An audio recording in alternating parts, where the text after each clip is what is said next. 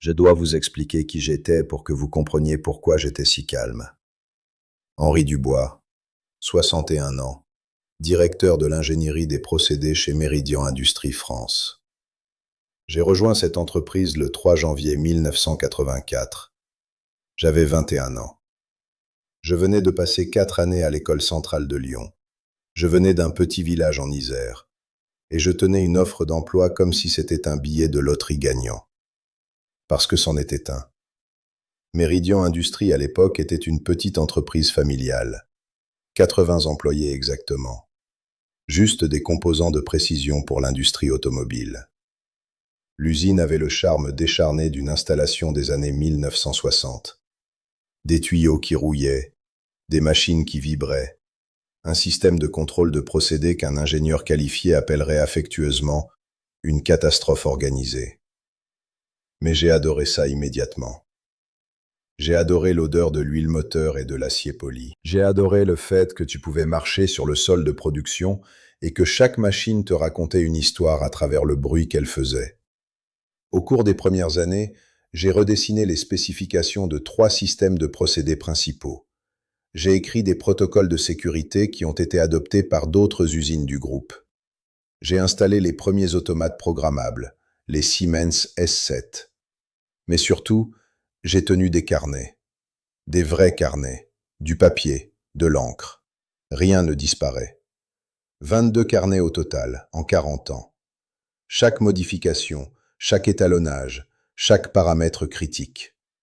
Les documents officiels de l'entreprise étaient toujours incomplets, mais mes carnets contenaient tout.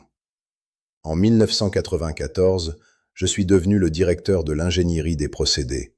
J'avais 31 ans.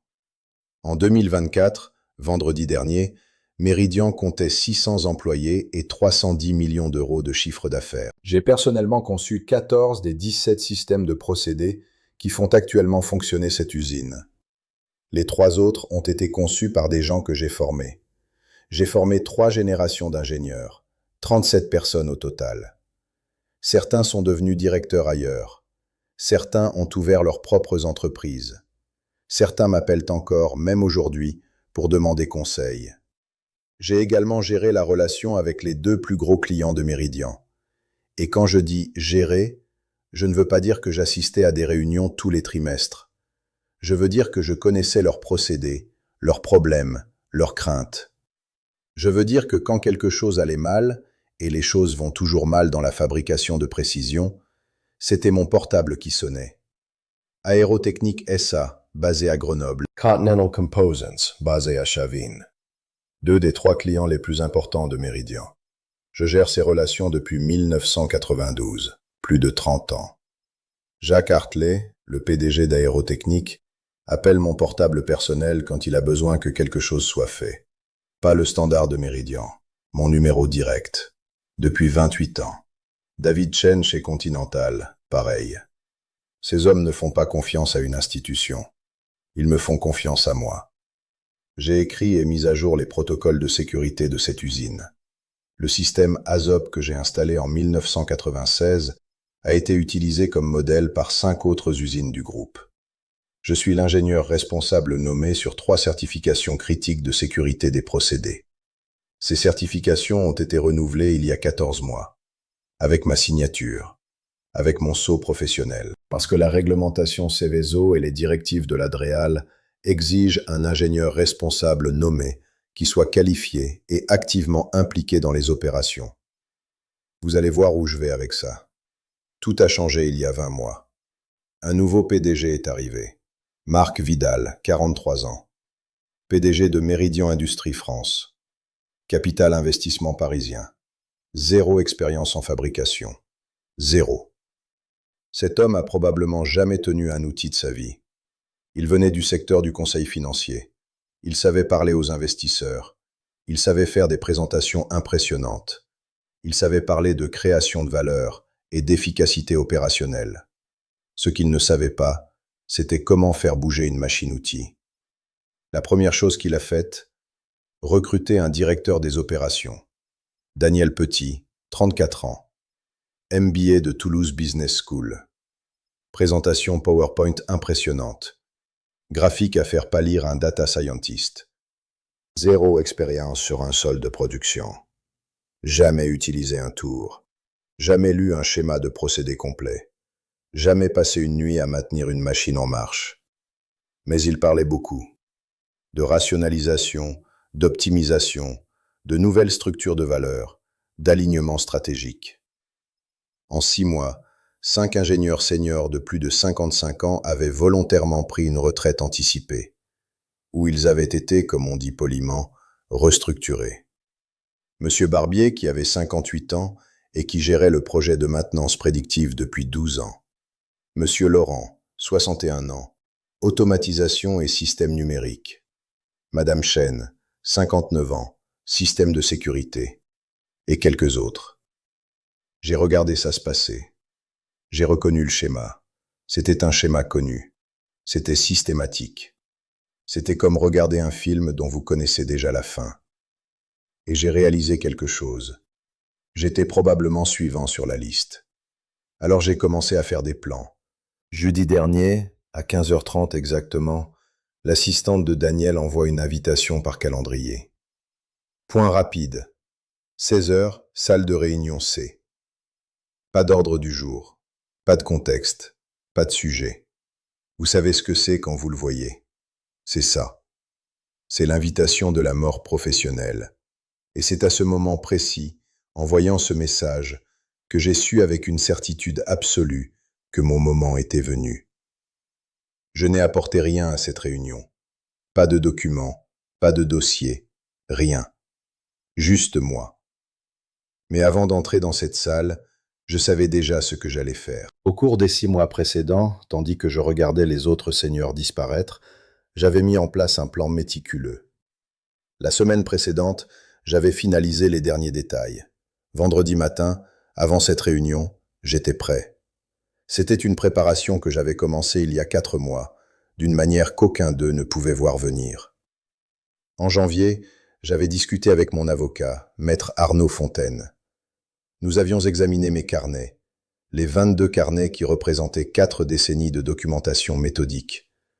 Ils étaient indéniablement ma propriété personnelle, jamais entrés dans le patrimoine de l'entreprise, complètement à moi. C'était le fondement de tout. En février, j'avais immatriculé une SARL, Dubois Conseil en procédé. L'impôt des sociétés l'a confirmé. Elle existe, elle est légale. Elle a un siège social déclaré. Elle a un compte bancaire. Et j'avais commencé à y stocker les fonds. 42 000 € économisés soigneusement au cours de l'année écoulée.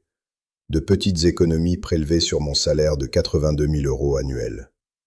En mars et avril, j'avais passé des appels discrets à mes clients majeurs. À Jacques Hartley chez Aérotechnique, simplement pour prendre des nouvelles. À David Chen chez Continental Composants, vérifier comment vont les choses avec nos derniers composants. À d'autres clients que j'avais servis loyalement pendant des années. Des conversations douces, prudentes, jamais agressives. Je pensais juste vérifier comment ça allait. Comment vont les relations avec Meridian? Leur réponse m'avait tout dit ce que j'avais besoin de savoir. Ces hommes ne m'auraient jamais abandonné. Ces hommes me faisaient confiance à moi, pas à une institution.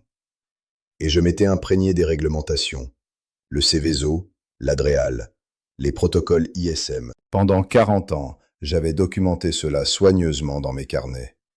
Et voici le fait crucial. J'étais l'ingénieur responsable nommé sur 3 certifications critiques. Ces certifications exigeaient que cet ingénieur responsable nommé soit activement impliqué dans les opérations. Une fois que je ne serais plus employé, Meridian aurait un problème existentiel qui ne pouvait pas être résolu sans moi. Samedi dernier, le jour après que le dossier m'ait été donné à 16h43, j'avais passé la journée à numériser l'essentiel de mes notes. De 8h le matin jusqu'à 14h30 sans interruption.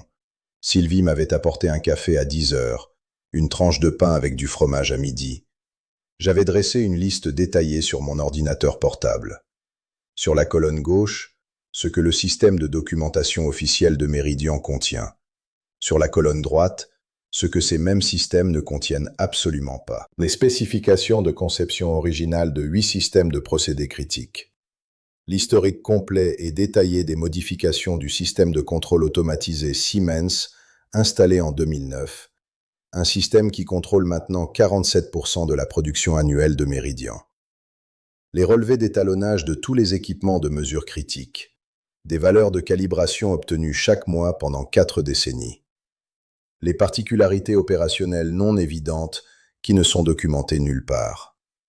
Les paramètres de réglage qui font la différence subtile mais décisive entre une pièce correctement manufacturée et une pièce défectueuse. Tout ça existe dans mes carnets. Et pour une part significative, ça n'existe nulle part ailleurs. Pas sur les serveurs de Meridian, pas dans leurs archives, nulle part.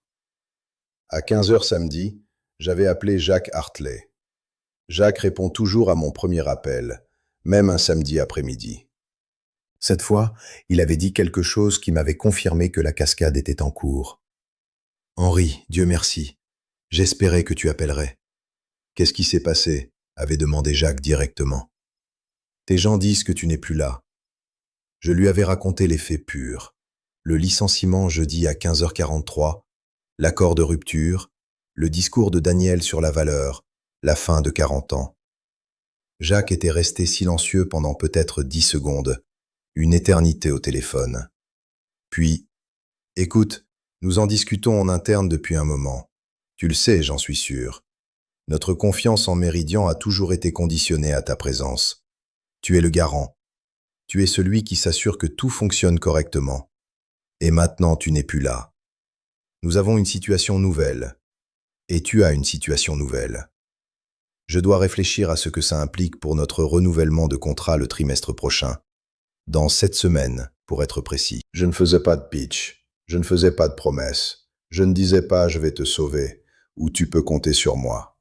Je disais simplement, calmement, avec professionnalisme, « je comprends complètement, Jacques. Il y a juste une chose que tu dois savoir. J'ai créé un cabinet de conseil en procédé.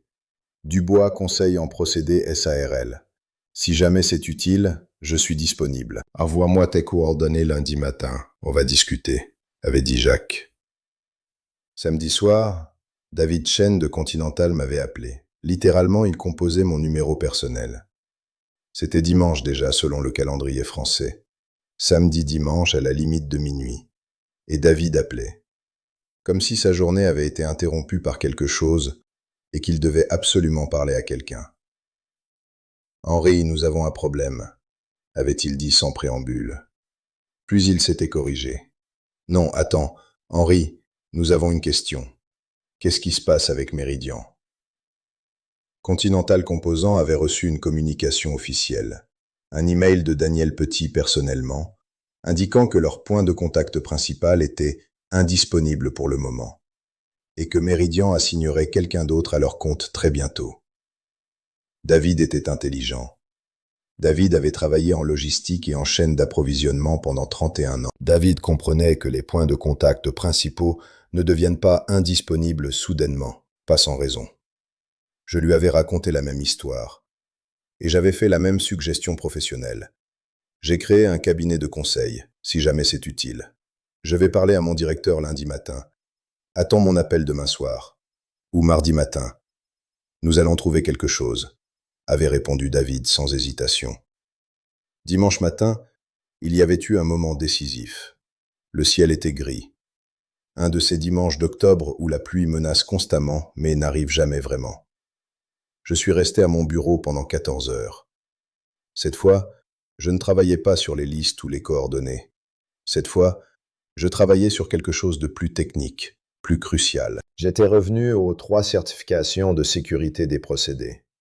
La réglementation est labyrinthique, complexe, écrite sur des décennies par des bureaucrates bruxellois et français qui avaient généralement une compréhension imparfaite de la fabrication réelle. La Céveso, la DREAL, les protocoles ISM. J'ai étudié tout cela tellement longtemps qu'elles sont devenues des réalités aussi naturelles que la respiration, aussi évidentes que la gravité.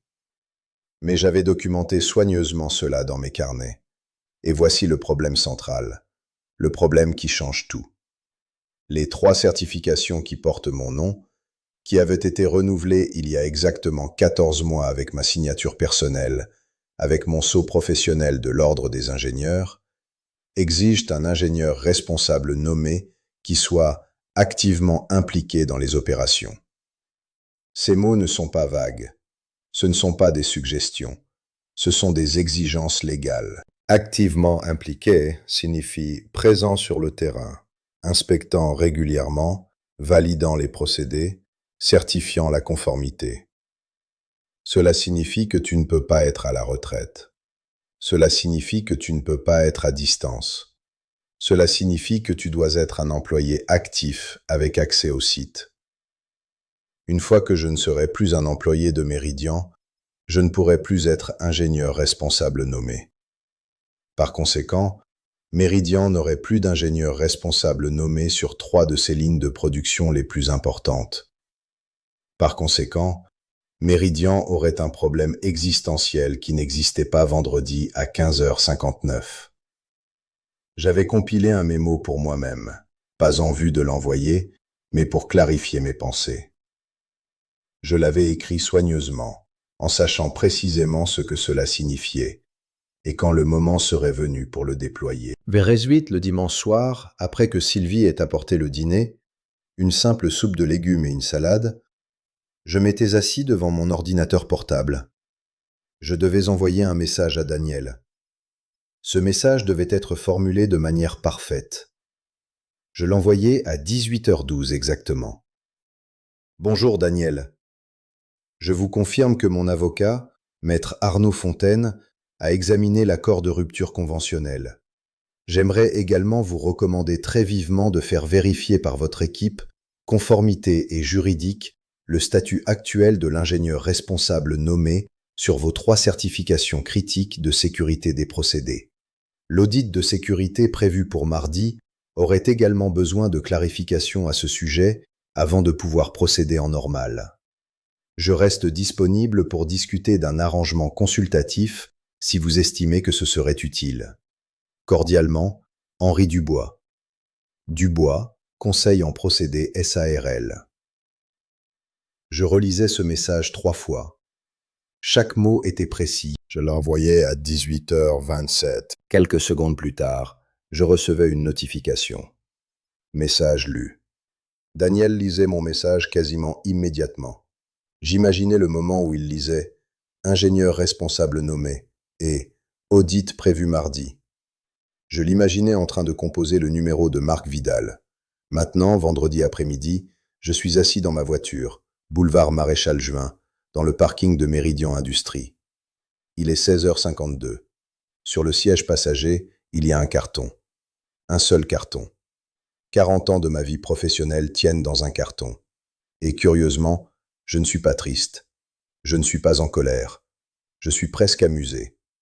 Vous savez cette sensation quand vous êtes l'une des 2 seules personnes à connaître un secret et que l'autre personne n'a absolument aucune idée de ce qui va lui arriver. C'est exactement ça. Je pense à ce qui s'est passé il y a 43 minutes. Salle de réunion C. 11 minutes. C'est le temps que ça a pris. 11 minutes pour que Daniel Petit, qui dirige cette entreprise depuis 14 mois et qui n'a jamais changé un fusible de sa vie, décide que tout ce que j'ai construit ici ne vaut rien. 40 ans. 4 décennies. Et puis, comme ça, plus rien. Daniel m'a dit quelque chose que je n'oublierai jamais. Henri, nous en avons longuement discuté. Je veux être direct. Même après 40 ans ici, nous avons tous décidé que vous n'apportez plus le type de valeur dont cette entreprise a besoin pour progresser. Je regarde mon carton sur le siège passager. À l'intérieur, une photo de Sylvie et moi lors de notre mariage, en 1988. Quelques certificats encadrés. Mes carnets personnels que j'ai insisté pour emporter. Personne n'a protesté. Mais voilà la chose que Daniel ne sait pas. Voilà ce qui me fait sourire en ce moment précis. Quelque chose d'important arrive lundi matin. Quelque chose qu'il n'a pas vu venir. Et même maintenant, même assis dans cette voiture avec mon carton et ma rupture conventionnelle sur le siège arrière, je sais que j'ai gagné. Je suis entré dans cette pièce comme quelqu'un qui marche vers son exécution, sauf que j'étais presque paisible. 3 personnes, Daniel Petit, Isabelle Moreau des ressources humaines, et un autre cadre que je ne reconnaissais pas. Quelqu'un des services juridiques, je suppose. 3 personnes pour un licenciement. C'est généralement ce que ça signifie. C'est du protocole. C'est pour s'assurer qu'il y a des témoins. Daniel commence par le charabia habituel. Évolution organisationnelle. Stratégie de talent orientée vers l'avenir. Réalignement des compétences en fonction des besoins futurs. Vous avez probablement entendu tout ça avant. C'est le langage corporate, quand quelqu'un ne veut pas dire le mot vrai. Adieu. Dehors. Fini. Puis il le dit. Et je ne vais jamais oublier la façon dont il le dit. Il le dit presque avec fierté. Comme s'il venait de résoudre une équation compliquée. Comme si dire à un homme que 4 décennies de sa vie ne valaient rien était une victoire, un accomplissement. Je regarde Daniel. Je ne cligne pas des yeux. Je pense à la vague de froid de janvier 2003, quand j'ai passé 31 heures d'affilée à l'usine, sans quitter la salle de contrôle, pour maintenir les systèmes de procédés en marche, pendant qu'une tempête hivernale frappait la région et que la température était tombée à -12. Je pense à l'inspection de l'Adréal en 2011, quand ma documentation minutieuse a évité à Méridian une amende de 2 millions d'euros. Je pense à l'appel du PDG d'Aérotechnique, qui a téléphoné à mon portable le mois dernier, simplement pour vérifier que ça allait bien. « Tu es notre ingénieur de confiance », a-t-il dit. « Je comprends », dis-je. Ma voix est parfaitement plate et je souris légèrement. Pas d'une manière chaleureuse, d'une autre manière. Une manière qui dit « Je sais quelque chose que vous ne savez pas ». Daniel et Isabelle échangent un regard rapide. Ils attendaient probablement des larmes, de la colère, de la négociation, des protestations. Le sourire les déstabilise légèrement. C'est presque comme si je ne réagissais pas comme prévu. Comme si j'avais un script qu'eux n'avaient pas lu. Daniel pousse un dossier sur la table. C'est l'accord de rupture conventionnelle. 3 mois d'indemnité. Un accord de confidentialité standard. 82 000 € annuels fois 3 mois, divisé par 12, c'est environ 20 000 €. Plus les congés payés non pris. C'est ce qu'une vie de 40 ans vaut à Méridian. Je le prends sans le lire. Mon avocat l'examinera ce week-end, dis-je avec un calme que je ne savais pas posséder. Isabelle se lance dans le protocole standard. Restitution des biens de l'entreprise. Traitement du départ. Elle parle de badges, de clés, de matériel informatique. Elle parle aussi de confidentialité, ce que je peux ou ne peux pas dire à qui. Légalement, je ne peux pas parler mal de Méridian. Je ne peux pas révéler les secrets commerciaux, je comprends ça. Ce qu'elle ne comprend pas, c'est que je n'ai pas besoin de parler mal de l'entreprise. L'entreprise va faire ça toute seule, à partir de lundi. J'acquiesce au bon moment. Je pense au lundi. Elle demande si j'ai des questions. Je n'en ai pas. Je me lève. Daniel me serre la main, moment étrange et difficile. Ses mains sont moites. Isabelle aussi me serre la main. Le cadre des services juridiques reste assis. Je quitte la salle. Je demande à traverser l'usine une dernière fois avant de vider mon bureau. Personne ne proteste. Même Daniel, qui semble maintenant légèrement nerveux, dit simplement « Bien sûr, Henri, prends le temps qu'il te faut. » Mais il y a quelque chose dans sa voix, une note d'inquiétude, comme s'il se rendait compte soudainement que peut-être, juste peut-être, il avait fait quelque chose de mal. Mais c'est trop tard pour ça maintenant. Je passe lentement par le sol de production principal. Les machines roulent. L'air sent l'huile et le métal chaud. Je pose ma main sur la rambarde en acier qui longe la passerelle au-dessus de la ligne 3. Je me souviens du jour où nous avons installé cette rambarde. Septembre 1997. Je l'ai insisté pour que nous la mettions ici. J'avais calculé les risques de chute, les statistiques d'accident, la physique du mouvement humain. À l'époque, le directeur de l'usine m'avait dit « Henri, vous êtes trop prudent, ça va coûter 3 000 €. » Mais la rambarde a été installée.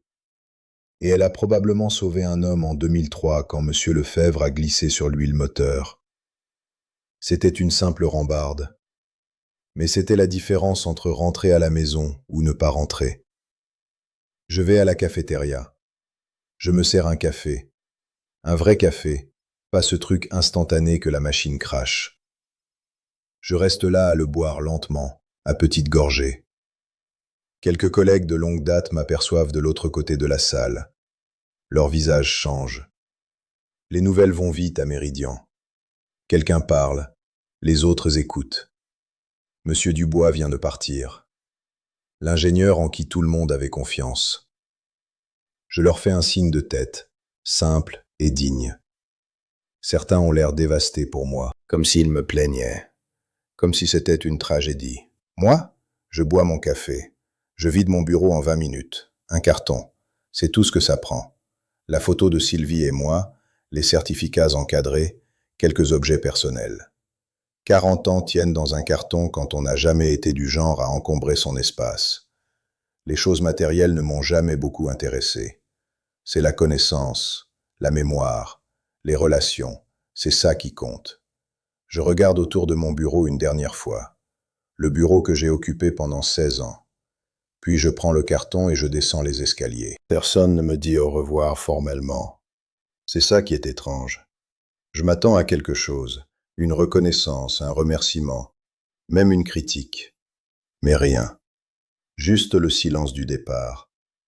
C'est comme si je n'avais jamais existé. Je mets le carton dans ma voiture.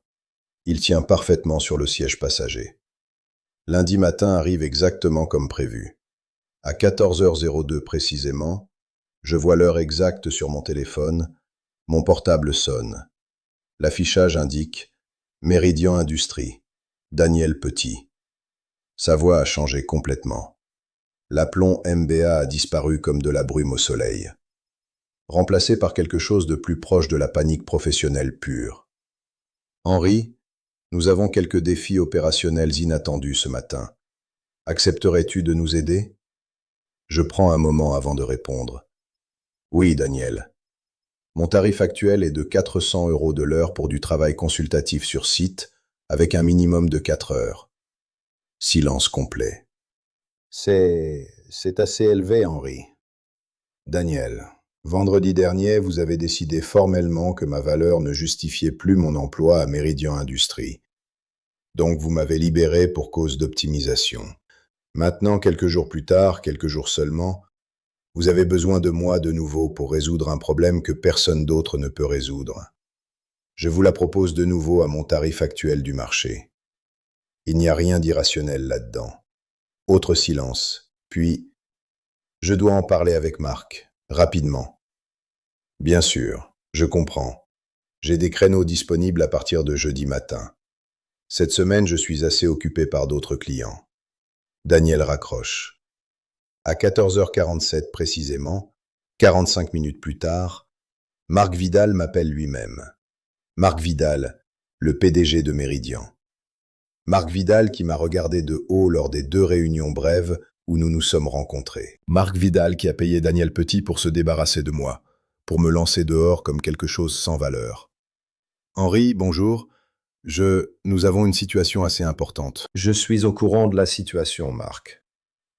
Aurais-tu intérêt à revenir ? Nous pourrions rediscuter complètement les conditions de ta rupture. Nous pourrions même envisager de réintégrer ton poste directement. Je dois avouer que c'est tentant de dire oui, simplement pour le voir traverser cette humiliation. Juste pour le voir implorer. Juste pour le humilier publiquement.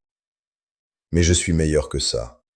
Et honnêtement, maintenant que j'ai goûté à la liberté, je ne veux pas revenir. Je préfère être libre. Marc, j'apprécie vraiment l'appel. Je comprends la situation. Mais ce matin, j'ai déjà intégré 3 clients majeurs avec des contrats de consultation signés. Et j'ai le fort pressentiment que cette configuration, moi en tant que consultant externe à Méridian, plutôt que comme employé de Méridian, est meilleure pour tout le monde. Je serais heureux d'accompagner Méridian au tarif de consultation approprié pour le travail. Combien ? C'est sa seule question vraiment importante. 500 € de l'heure pour le travail direct avec le PDG et l'équipe exécutive. C'est exorbitant ? Je complète sa phrase. Marc, vous avez un problème réglementaire critique. Les amendes potentielles de l'Adréal pourraient atteindre 4 à 5 millions d'euros. Mon aide vous coûte 500 euros de l'heure. C'est une assurance. Un long souffle au téléphone. Marc réalise la vérité de ce que je dis. Quel est le délai de résolution? Si vous m'engagez dès maintenant, immédiatement, et que nous commençons le travail demain matin sans attendre, probablement 2 semaines complètes pour un transfert complet et une recertification formelle. Et si nous essayons de le gérer entièrement en interne sans toi? Je n'en ai aucune idée précise, Marc.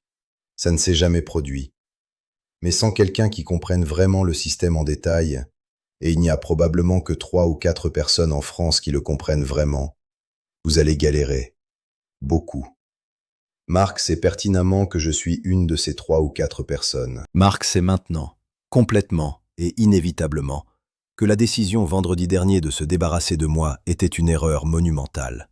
Envoie-moi une proposition formelle, dit-il finalement. Mon avocat te la fera parvenir ce soir. J'appelle Maître Fontaine sur mon téléphone personnel pendant le trajet vers mon 2e rendez-vous de l'après-midi. Il rédige une proposition formelle en 2 heures exactes.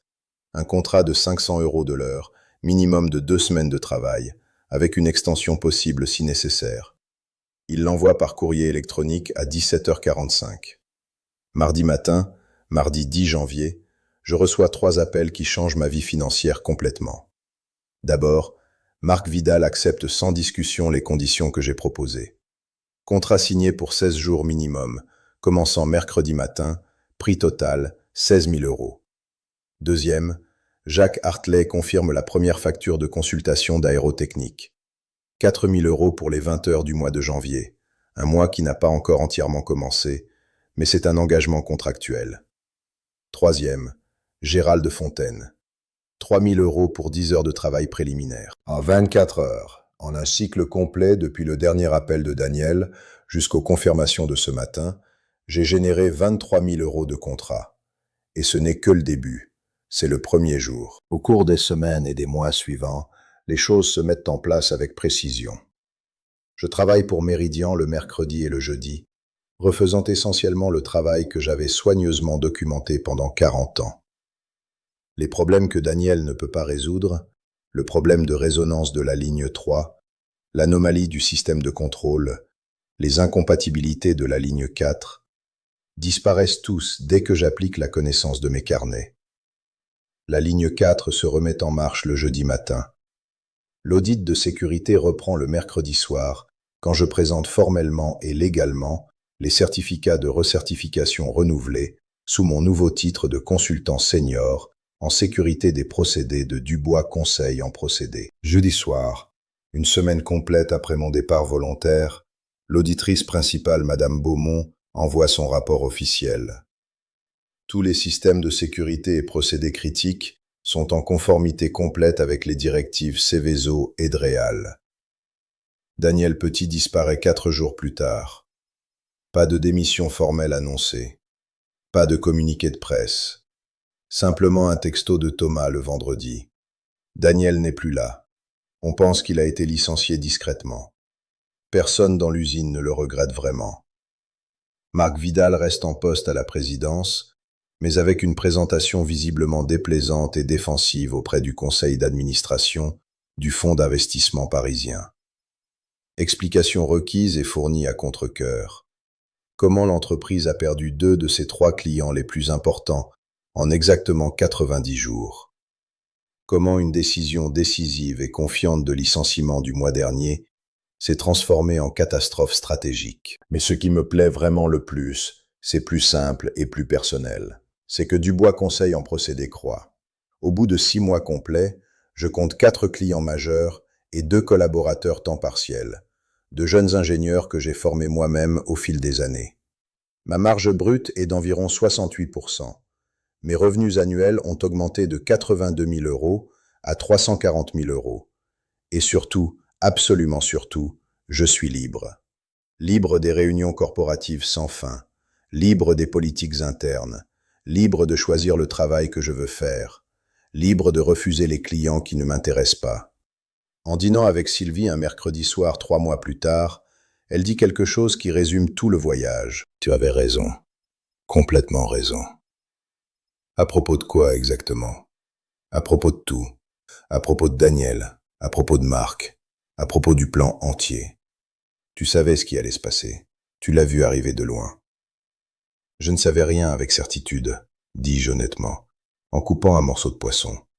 Je savais que je détenais quelque chose qu'ils allaient inévitablement vouloir. Je savais que j'avais créé les conditions précises pour qu'ils le réalisent. Mais je n'aurais jamais pu prédire exactement comment et quand ça se déploierait. C'est la vérité absolue. Le plan n'était jamais ultra détaillé.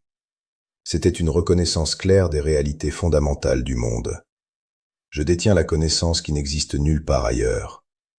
Mes clients me font confiance personnellement à moi, pas à une institution. L'industrie a besoin de quelqu'un qui comprenne comment tout fonctionne vraiment, pas superficiellement. J'ai créé une structure légale, ma SARL, qui me permet de vendre cette expertise rare et précieuse directement au marché. Daniel pensait que je n'avais plus de valeur. Il pensait qu'un MBA et des diapositives PowerPoint pouvaient simplement remplacer 40 ans d'expérience opérationnelle. Il pensait que la connaissance était quelque chose que tu peux transférer instantanément, d'une personne à une autre, en faisant signer quelques contrats de rupture. Il se trompait.